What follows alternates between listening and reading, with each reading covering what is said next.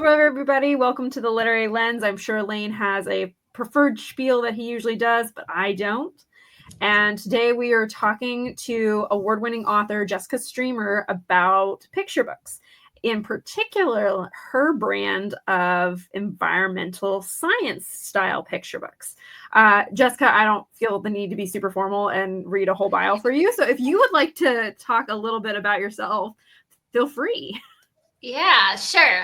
Where to begin? I don't know. Okay, yeah. So I've been let's see. I started writing formally in probably 2019, but I'd kind of dabbled before then, but I didn't get really serious with it until COVID. And I think I queried you like the end of 2020, and then we signed on the beginning of 21. Yeah. Yeah. So it's been a while. It's been 4 years old. 4 years, like gosh. 4 years and 7 books later, which is pretty awesome. Yeah. So originally I kind of dabbled in all different types of writing, like fiction and then some nonfiction. And, then you find your critique partners and you figure out what your strengths are and you kind of hone in on your voice. And I was lucky that I had a few really great critique partners that helped me kind of figure that out early on. And, I think everything I sent you in the beginning was nonfiction except for maybe one. And then, what we were out on submission with one when I kind of bugged you about going out with another. Yeah, I was gonna say, I feel like even in your fiction projects that you send me, you have a real zest for the world and stories that encompass that. Even in some of your fiction work, it's stories that involve community. It involves earth and nature, and I feel like, funny story, y'all, like Jessica's the reason why I was hiking uphill in floppy sandals. Yes. I feel like whenever I think about you, it's always outdoors and nature, and I'm curious, has that really inspired your writing? Yeah, so I guess backing up a little bit further, I have a degree in biology, and in my mind, when people are like, what are you going to go to college for? And I'm like, I'm going to work for the Department of Natural Resources. I'm going to be hiking out in the woods. I'm going to be saving the world. And then, I met a Marine and he swept me off my feet and we moved all over the country and I had kids, and just the kind of jobs that I thought I would be doing, I didn't really do. But my passion for nature and science has always been there. And so, like I was saying, when you start honing in on the strengths of my writing, I think it was really related to what I'm interested in, and which is finding those really unique nonfiction topics that people haven't really heard about yet, or if it is a familiar topic, telling it in a different way, kind of bringing a subject to light in a different way. That really, I want to expose kids to as much science and nature as I can. Excellent. Yeah, because I feel like your first book, your debut, The Great Carrier Reef, it really was inspired by an MSW well we saw. But where do you find some of your inspiration from your other ones, like Fire Escape and your upcoming book, Plight of the Pelican? Yeah, so pelicans are one of my favorite birds, and I had started writing like a fictional story about them years ago, and it was garbage and it was bad. And we were on one of our road trips up the California coast, and there's Vivian Kirkfield has this 50 precious words competition, and you're traveling, which of course always, like, when you can get out of your normal routine and your normal responsibilities, I feel like the inspiration and the ideas come easier. And so I kind of had an idea for what I wanted to write for that competition about pelicans, but I thought, well, I have to have a narrative. I just can't just tell people about pelicans without some type of story behind it. And I had the idea to kind of build on the brand, that I'm in, feel really inspired by, which is environmental, concerns and issues. And so, that one's kind of re-inspired from a trip. Tar Pits, Trapped in the Tar Pits, was also inspired by a trip, although it was a lot closer. We, again, living in California, but traveling up to visit the La Brea Tar Pits up in Los Angeles. And I was hooked from the first time I went. And then after the second time I went, I was like, I'm writing about this. This has to be a story. Kids have to know about this. So a lot of it just comes from my experiences, or watching documentaries, just spending time in nature, things that I might read in the newspaper and books. You know, my ideas are always like, I'm yes, but batting them away. I'm like, you have to sit. I don't have time for you right now. But that's a great, I mean, that leads us into a great question. Actually, kind of a two-parter question. I mean, you can have all these ideas, but how do you get down to approaching a narrative? When you decide, especially with nonfiction, what are the steps you're taking to say, okay, I had this great idea. How do I bring it to fruition? How do I get it on the page? Yeah. A lot of people will tell you to start with your so what question. So you want to write about something. So what? What's the big deal? I don't always listen to that advice. Sometimes I'm like, this is what I'm writing about. But I do think having a strong so what is important, because when you have to come around and explain to somebody what your story is about and then what the inspiration was behind it. You need to kind of defend what is such a big deal about this topic, that you feel it's important to share with readers. So for Great Barrier Reef, it's the world's largest artificial reef. It kind of set, precedent for a lot of other reefs to come. And, so what in that book was transformation and kind of showing kids what possibility is when you look at things differently and find a different way to use them. With pelicans, my so what is, being more aware of how we're interacting with the environment and nature, but also being able to have kids see how people have used their voices in the past. So I think each story kind of takes on its own identity and the way that I decide to tell it. But a lot of it does have to come back to your so what and like what your main takeaway is that you're hoping that kids will get. And one of the things I would say with all of my books is I want readers to meet me at the intersection of curiosity and hope. Mm-hmm. So I want them to feel curious and want to learn more about what they just read in my books. But I also want them to feel hopeful and empowered, that maybe they can make a difference. And for example, with Lights Out, it's something as simple as switching a light switch off. Yep. Something kids can do. So I would say that's kind of what I go for in all of my books. Nice. Yeah. And I think that's such a great way to phrase it, of curiosity and hope, because I do think that kids' books are hopeful because they are an optimistic group, and I think that's a wonderful way to look at it.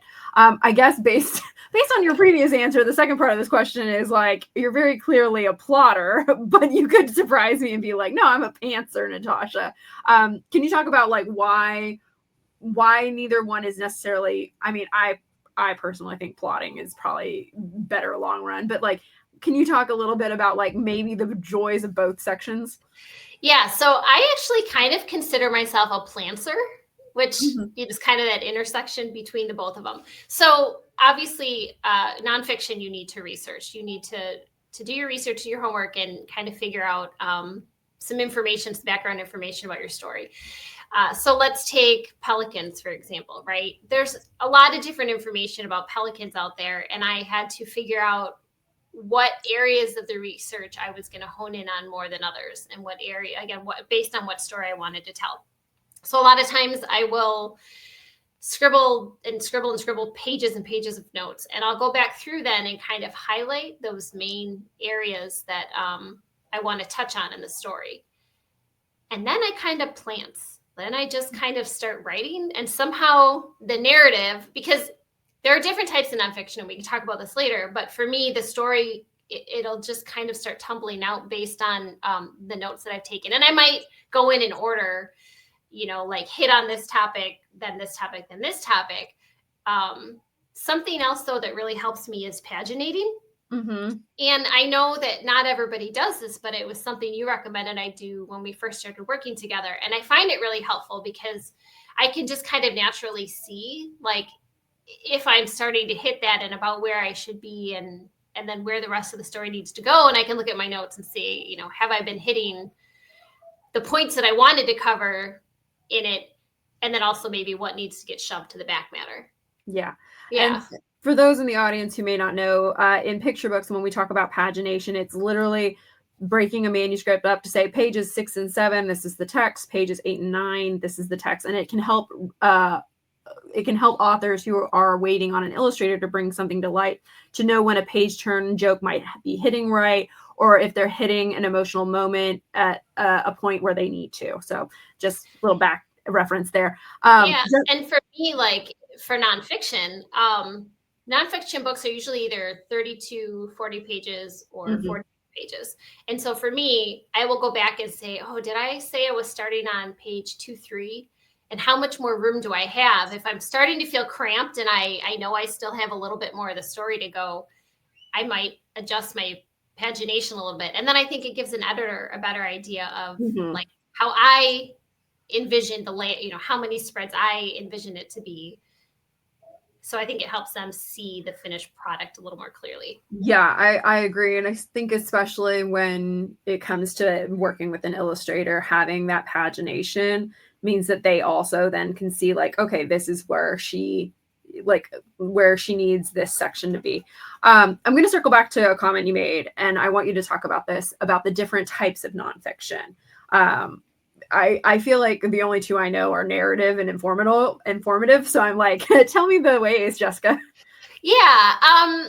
So narrative is when you're telling a story and you're taking that nonfiction topic, and even if it's a subject, so again, for the Pelicans, you're taking a subject and you're telling a story about it. For Lights Out, I wanted to tell this subject of, light pollution, and I made a story based on, a flock of birds migrating. So narrative nonfiction is telling a story, and you kind of approach it very much the same way that you would fiction storytelling, in that, you follow that arc and that curve, plot points, whatever. Expository is another type of nonfiction. And so those are more browsable books where, I don't want to say encyclopedia style, but each page is kind of its own like bundle of information, and each topic, and it's kind of contained, and there's not really a story happening from page to page to page. Similarly, you can have listy, more picture books, and I would say that those are the types where you might say, like 13 Ways to Eat a Fly is an example of a list picture book where, they're talking about different things on each page, and they do kind of have a cohesive flow to them, but each page again is like a thing about that topic. Yeah. Right. And there's others, but I don't really remember what they are. Those are kind of just what I dabble in. No worries. I tend to think, for the most part, I tend to respond a lot to narrative. And I know in the future probably we'll hit getting into some more of those informative with the text boxes and stuff like that. But I tend to be like you. I find it's the most organic way for children who are used to learning storytelling to get into nonfiction, because they're getting in through the story. If you can hear my email booming, I apologize for that. So I know you have 3 books coming out this year. Plight of the Pelicans, Wonderfully Wild. I'm like literally looking at my board to make sure I get all the titles right. Trapped in the Tar Pits. I'd love to know why, I have questions, as you know, but I'd love to know why these topics and why you feel they're so timely in 2025. Yeah. So Plight of the Pelicans is about how scientists discovered that DDT was the cause for a lot of the decline in bird population, and kind of how they came to that conclusion, and then how people kind of had that grassroots movement to help force government's hand to have some regulation and kind of make a change. And again, pelicans are my favorite animal. And I think I was just inspired. The story of Rachel Carson and her importance in the Endangered Species Act and everything has kind of been told, right? And so I thought, well, if I'm going to talk about this and the start of the Endangered Species Act and how they banned DDT, I need to find a different way to do it. And sometimes I don't know how it came to me, but again, I was on that trip and I, was thinking about the 50 precious words competition. And I was like, oh, if I put the narrative in telling it, talking about pelicans and this journey that they went through and how they were almost extinct, because the endangered species, that is a passion of mine, like caring for the environment and being more aware of our interactions, with the natural world. So that's kind of where that one came from. Sorry, my earring is like bugging me. So Wonderfully Wild is about it was very loosely based on a true story. And I was interested in writing a picture book about the rewilding movement. But a lot of what I was finding out there were things that adults were doing. And we have one editor who really loves having kids in the forefront of the stories, which I think is fabulous. I think there's room for both types, where kids are and aren't in, the main character of the story. And so I was kind of looking for a story that she might, a topic she might be interested in. And I also had rewilding on my list. And so when I came across the story of this willow tree that had gone down in this school and how the kids were then kind of inspired to regrow the tree and, make use of it, I thought, well, that's a really good starting point. And it's something that could actually, be done in other communities, other schools, no matter where you live.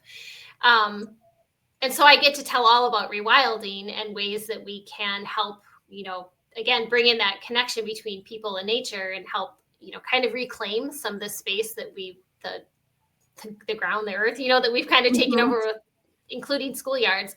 And it's a really good opportunity for students to work together, schools to work together, interact with their community.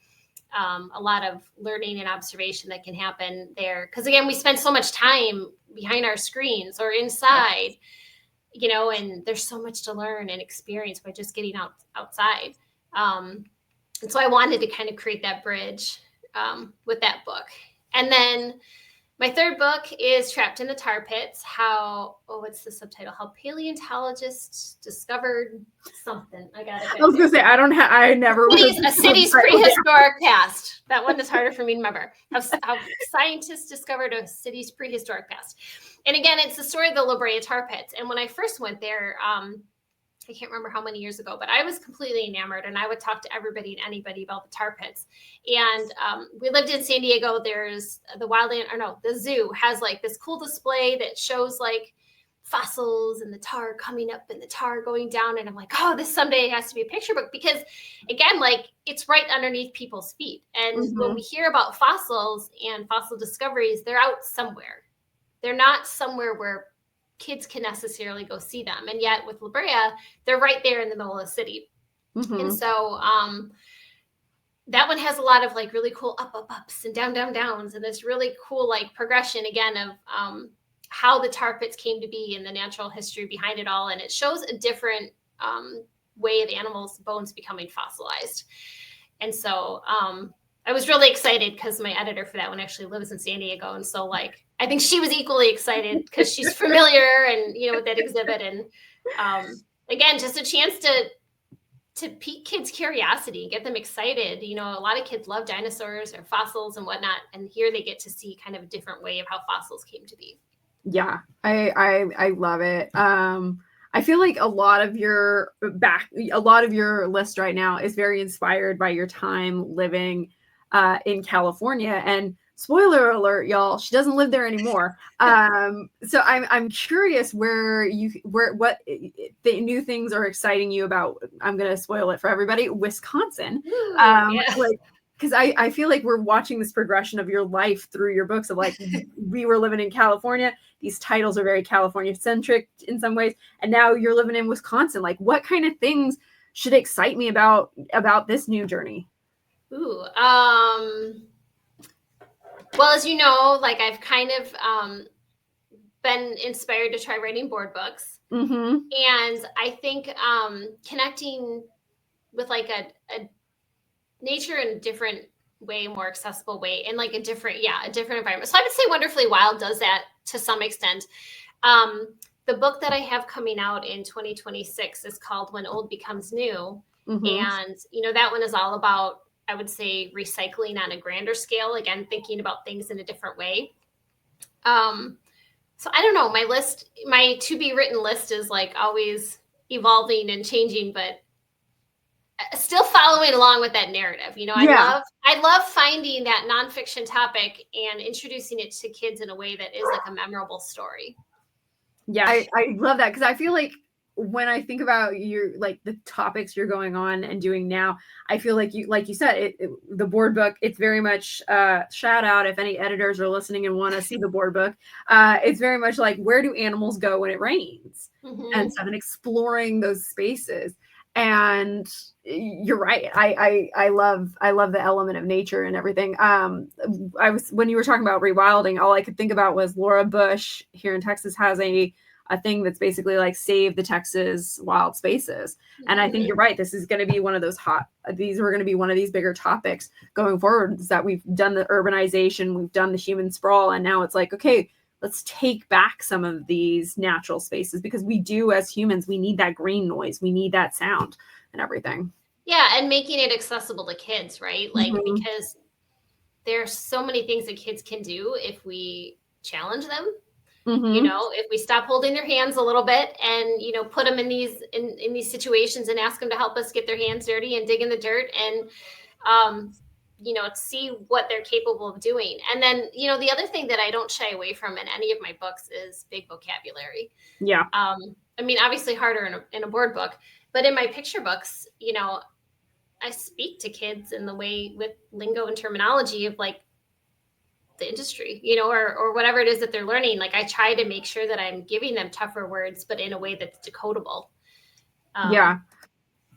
Well, I will say, readers, if you haven't read any Jessica Stremer books, you really should, because there is a beautiful sense to your language. And you're right, this is why I think everyone responds to Bluey as well. It's like, you don't dumb it down for the kids. You approach them and say, you know what, you're just as intelligent as any other person. I'm going to give it to you like you're the smart creature that you are. And I think that's one of the compelling things that has always drawn to me to your work, is that it approaches a book and says, you're an intelligent being. These are intelligent topics. Let's talk about it in a lovely way that is accessible to you. And I think that is so beautiful. And everything. I'm watching you turn red as I'm like gushing about you. I'll take it. Well, you know, and the other thing too is that I always think about the teachers and the classroom in mind, you know, so whether you homeschool or you're a librarian that does activities, you know, or camps with kids, or again, teachers in the classroom, both on the language side and the science, natural history side, there's a lot of classroom applicability to all of my books as well, because I want, again, they're all books that hopefully kids can see themselves in and be able to take and use and do activities with, you know. So I hope readers also see the potential in that, or at least, you know, the adult readers when they're getting them for their kids. Yeah. So pivoting a little bit, you obviously write for children, but is there a book that you read as a kid that really inspired this journey? No. No. And it's like, I try to think back to my childhood and I remember going to the library, but we were outside. Like we were outside. And so it's not that I didn't like to read or I didn't read. I don't have that book of my heart. If you ask me, I was out riding my bike or kicking the soccer ball or climbing a tree or swimming in the pool or going fishing, like, or going, you know, like even hiking, like, yes, like I was outside doing that kind of stuff, which is, I think, why I want to bring the outside into so many of these kids. But I will say having my own kids is kind of where, you know, I fell in love with picture books. Again, my husband was in the military and I was alone a lot, especially at night. And even, you know, when he would deploy. And so picture books starting with picture books and the books in general were like our lifeline. And so I have a picture like from a year or something ago, and the kids were on spring break and, you know, we didn't go anywhere. My husband sent me a photo and my youngest is in her robe, sprawled out on the living room floor, and there are books everywhere. And even we were at the library yesterday and she's carrying this big old stack, and, you know, the librarian's kind of teasing her and she's like, you got to be ready. You got to just always have books, you know? And so even if they're getting a little bit older where they don't necessarily read my books anymore, like I'm glad that I've been able to instill the love of reading with them, and hopefully, you know, other kids when they read my books. One, I love that. I love how she's like, you just got to be ready. Like, yeah. You have to have your weapons at the ready, and her book.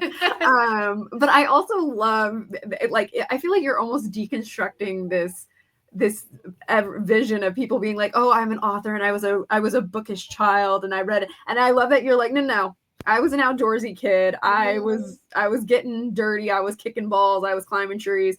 And it really does show that anybody can be an author when you have a passion, when you have a voice and a thing you need to say, like with grit. And you can do this, and anybody can approach, like anybody can be an author. I love how that's there. So I'm actually going to do something a bit new from the chat. We're going to do rapid fire question. Get to know Jessica rapid fire. Oh gosh. Okay. Just as soon as it hits your head, just say it. Dog versus cat. Dog. Beach versus snow. Snow. Ice cream or sandwiches? Ice cream. Okay. Mexican food or Italian food? Oh, Mexican food. You know that one. That's easy. Yeah, that's an easy one. Favorite animal? Okay. Well, birds are pelicans and loons. Mm-hmm. I like zebras, and maybe that's it for now. Okay. Yeah. Favorite comfort show? Okay. The British Bake Off. Oh, Sure. I feel like there are a number of authors on my team who all love that. Yeah, because like the drama is low stakes, and so sometimes I just need to like have, even if there's a little bit of drama and competition, it's like happy and friendly, and I just need that feel good TV. Yeah. Excellent. Okay. Is there any other questions that anything you want to talk about that I have maybe forgotten or missed? Because we didn't talk about Fire Escape at all. Fire Escape is kind of interesting because that one is one that started off as a picture book. I never saw that version of it because I tried to make sure that what you get is good. But that was another one where, when we were talking earlier about how do you decide the format, how do you decide the narrative, whatever, that was one where the narrative for the picture book just wasn't working because there was too much that I wanted to say. And so this one I think is, again, it's all about how animals and plants survive wildfires and what's really happening before, during, after a wildfire type thing. And it's really important because there's fires burning all the time everywhere, and we don't always hear about them. But it's not, I would say it's labeled as middle grade, but I would say as young as 4th and 5th grade can pick up that book. And again, I use big words, but they're in a context where kids can understand them, and they're bolded so that kids can go to the glossary and actually be able to go back and reference them. And so, yeah, just kind of gives everybody a different picture of what's happening than the death and destruction that you see in the news, because fires are really important. So, yeah, that one's one that I worked on for a very long time, and I'm really, really proud of it. Excellent. Yeah, that actually, it reminded me that I did have actually 2 questions left that I completely spaced out. Because I think the act of curating, like as a writer, you must write so much. The act of figuring out when something is worth pursuing, or when it's like, this was a writing just for the joy of writing. Like, how do you go about doing that? How did you develop that skill? Let's see. Okay. So I think part of it is, as you become more seasoned, you have a better feel on the market and a better idea of like what will and won't be successful. And I think you and I have both had things that has surprised us, with like what has been successful and what has sold. And then on maybe my end, what hasn't sold.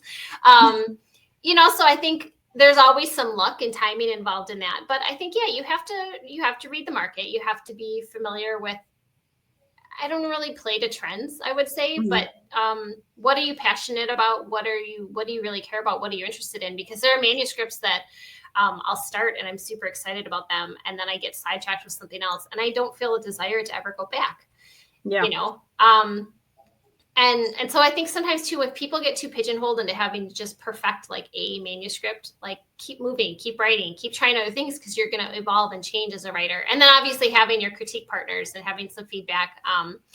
I know some people will pitch their agents or their critique partners as well. I had a really good friend in California who I could pitch all my ideas to, and she would help me kind of figure out the so what and figure out if it was worth pursuing. But trust your gut, and if it's something you're really passionate and care about, and sometimes you just have to write for yourself. I've learned that too, that some books, they might not go anywhere and they might forever sit on my computer, but I learned a lot and I enjoyed writing it. And, I will say, like, your first book that we took on sub, and I'm gonna share it with the world, was called Dance of the Fairy Shrimp. And as somebody who loves ballet, I was like obsessed with this book. But you saw an MSWL, and you were able to work with that so, like, not just so fast, but very quickly adapt to saying, hey, there's somebody wanting this in the market. Can we go with it? And I think that has really been successful for you, is adapting to what editors want and saying, okay, let me see what I can do. Let me run with this. Being adaptable, I think, is also a key word I would describe you. Yeah, thank you. Yeah, I think Carrier Reef we sold after doing a revise and resubmit. So people that maybe don't know, it's when, an editor or an agent, if you're unagented, can come back and say, I really like this, but I'm curious if you can kind of go with it in this direction. Mm-hmm. And, sometimes they give you the feedback in the manuscript. Sometimes we've been able to get on Zoom calls and get a better understanding. And typically my answer will be yes. There's been a couple, when I said, I don't want to do that right now. I don't have it in me. I'm interested in doing something different. There's been a couple times. But for the most part, I figure, why not? Like, let's give it a shot. Let's, try it. And a lot of times it comes out better. Mm-hmm. And their vision and their suggestions are really helpful and beneficial. It's still no guarantee, that it's going to go anywhere. But I guess you can't be so precious. Like if you don't feel it and you don't feel the passion and the desire to follow that vision, of course, you don't have to say yes. But if you're at all interested, it might not go anywhere, but you can at least see.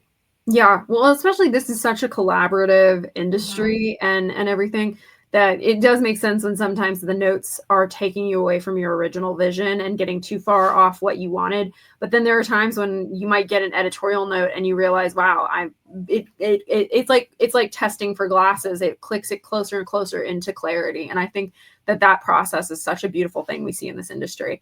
I guess on a technical level, my other question is, like, you're so prolific, like you're like a runaway horse that I'm barely holding on to some days. But I'm sure there's people in the audience who are like, how are you managing to do all of, like, you got 3 books coming out, you're working on new ones, you're revising ones. Is there a balance? Is there a way you just, I mean, I know the answer is probably just sit down and do the work, but yeah. Like, is there any tips and advice you'd give for people who that's their dream one day? Yeah, I mean, to be fair, when I first started writing, I was only working part-time. Mm-hmm. So I had that ability, and my kids were a little bit older, they were in elementary school by then. So I had a little more freedom and ability to write. And then I had a year off when we were living overseas. But for me, the biggest thing is if it's a priority, and scheduling it into your day or scheduling it into your week, just like, you make time to eat, you make time to exercise, you make time to write. And I have a lot of talks with my family about this because I'm not just mom, like, I love and support them and they're my children, and I want to make sure that they're cared for and they're nurtured, but mom has her own interests. And so there are times that the door is closed. Please don't bother me. My earbuds are in, and then they can kind of see that forming that balance of being able to follow your passion, but also, balancing that with, like, family life and other responsibilities. So, but the funny thing is, so the one that I just sent you that we can't talk about yet because we don't know, but the other night, I was sitting down and I was like, because I just got, the email comes in and my critique partner leaves feedback, and we've been playing board games for a couple hours. And I was like, okay, I need a break. Like, I'm going to work, writing work. And my youngest comes in and she's like sitting right here in front of me. And she's like, I don't know if you should say it that way, or like, do you need this line here? And I was like, your toughest editor. Are you editing my? And so she told somebody the other day, if that one sells, she's giving me a cut. But so, like, I guess my whole point is that, like, communicating with my family that what my priorities are, what my needs are, and then all of us kind of working together to find that balance, and then giving me the space when I need it. And I'll be honest, there's times that, like, I get ideas when I'm driving to work, and so I'll just sit down and write for a few minutes, before I start working or whatever. But yeah, just carve out the time. You have to put your butt in the chair and you have to get the words down. But also give yourself a chance to take a break. Like, I'm trying right now to be in that season. I'm trying. I'm trying, to just force myself to rest and let my brain, and with it being nicer out, just getting out and giving that creativity time to, like, refill. Well, I mean, creativity in some ways, we've talked about this even when I send emails, it's a well. Like, we exhaust that well occasionally, and sometimes we got to refill it and get back in. And I also sometimes think about publishing as like a farmer's job. Like sometimes you're laying the seeds in the field, sometimes you're watering it, then you're reaping the crops, and then you got to do it all over again. And it has a very seasonal effect to the way we look at publishing and everything. And I know a lot of people are like, oh, just get down and do the work. But I love your answer of like making it a priority and communicating that priority to the people around you that you want to help support it. I think that's such a very realistic and actionable response. Yeah, thanks. I think it's important to communicate, and everybody know what your needs are, and so that everybody can kind of work together to get their needs met. But yeah, I think, maybe on a closing note, for, the writers that are out there, people say like, what's your advice or whatever. And again, it's a long game. Like you have to be able to separate the writing business side of writing from the emotional act of creating, and be open to feedback. Know when the stories are just for you, and maybe they're not going to go anywhere. Know when to advocate for yourself, and when you need to kind of stand up for what you believe in, or where you think things should go, or if you whatever. But yeah, do the work and just find your community, find your writing friends that you can talk about, because it's such a different industry. And you sit down and people are like, oh, you tell them you're a writer, and they're like, oh, so you make a lot of money, or oh, so you have a bestseller, or so is that your full-time job? And you're like, and they think it's easy, and it's not easy, so you really have to do it because you love it. Don't be afraid to experiment, and try those different jobs, and it might not work, but just enjoy the process. And it's a long game, and just know that there's going to be ups and downs, and there's going to be a lot of no's, and you're going to get your yes, and celebrate every yes, celebrate that you hit finish on a manuscript, celebrate that you got a rejection, because at least it was something, Yes. I don't know, find the balance, and it can't be your whole thing. You have to find a way to be happy with the wins and the losses, and just do the work, but stay with it. If you really love it, hopefully you'll succeed. Well, so much of it is out of our control, but you won't get your yes if you don't continue to put pen to paper. This is a lovely sentiment to end on. Jessica, thank you so much for coming and chatting with me.